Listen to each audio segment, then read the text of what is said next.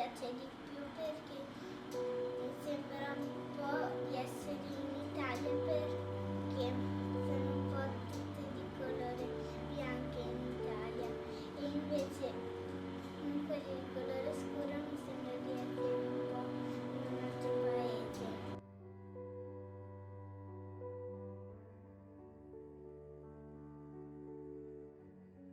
Perché può essere che alcune persone di colore possono essere cattive, ma anche quelle bianche possono essere cattive, però siamo un po' tutti buoni.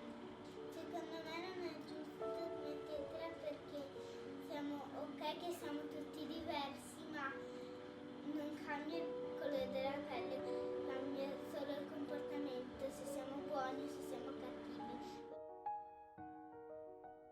Persone in Italia, ragazzi, che hanno costruito un'intera carriera politica sull'odio LGBT e odio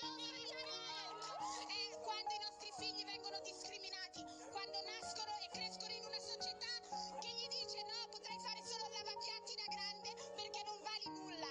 Noi non siamo venuti a elemosinare nulla, siamo qui per esigere i nostri diritti umani e le pari opportunità.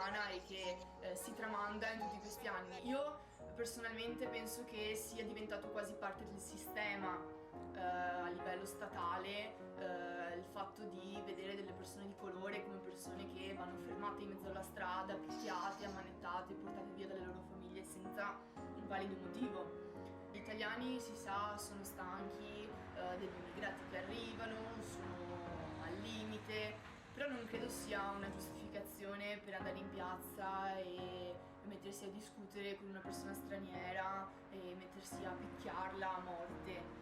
Credo appunto che ci sia proprio una rabbia repressa, un qualcosa che in queste persone è insito in loro, nel loro profondo, abbiano una paura e un senso di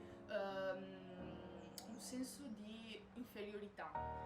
Questo li fa arrabbiare e inconsciamente credo che sia questo che gli faccia scattare le persone. Evidentemente sono stati cresciuti con l'idea che una persona di diversa nazionalità valga meno di una persona che avevano la loro stessa nazionalità. E in generale credo che in qualsiasi altro stato sarà molto difficile che il razzismo, come l'omofobia, come diciamo degli odi radicati vadano via.